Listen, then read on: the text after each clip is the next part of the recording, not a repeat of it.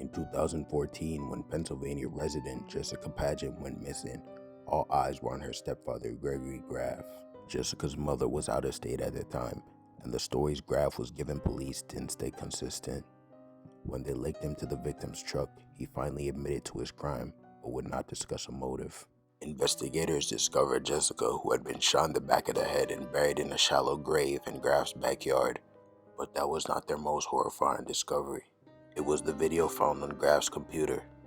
He had made a video of himself sexually abusing Jessica's corpse after killing her, and in 2015, a jury took only 6 minutes to convict Graf of first-degree murder, and ultimately he was sentenced to life in prison. 14-year-old Philip Chisholm murdered his 24-year-old teacher at his school, then brought her body out to the woods. Security footage captured him taking her body, but police were convinced that this was not the only video evidence of the crime. The teen smashed his smartphone shortly after being apprehended, and police think it is highly likely that he recorded the crime as it was taking place. Chisholm was tried as an adult and sentenced to 2 concurrent life terms plus 40 years.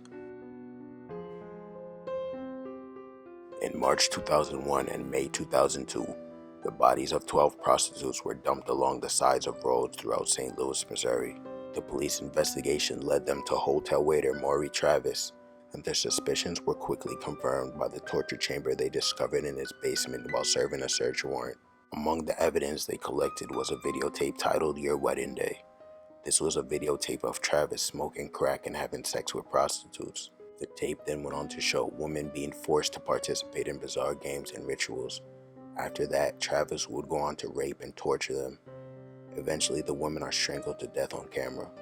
The tape was so disturbing that investigators who viewed the tape had to undergo psychological counseling afterwards. Travis later wrote a letter to the news and claimed responsibility for 17 victims, only 12 of whom were found. Shortly after his arrest, he hanged himself in his cell.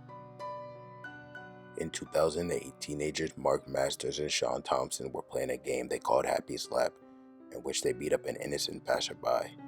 One night, they targeted 29-year-old Gavin Waterhouse and had a 15-year-old female friend film the attack on her phone. They giggled and joked as they punched Waterhouse repeatedly in the face and body, and eventually into unconsciousness. Although he survived the initial attack, Waterhouse failed to seek medical attention and died 3 days later alone in his apartment from a ruptured spleen. Proud of their attack, the teens shared their footage with friends and posted it online. This was the same footage that was used to convict the pair in court. In 2016, multiple gay men claimed to police that they had horrifying experiences after meeting 41-year-old Stephen Port through a dating app. They claim he had injected them with unknown drugs without permission and they had lost periods of consciousness. This was the last stop police needed to connect the 4 bodies that had been found within the last 15 months near Port's apartment building. Port had a fetish for sex with unconscious men and often filmed himself raping his victims as they were unconscious.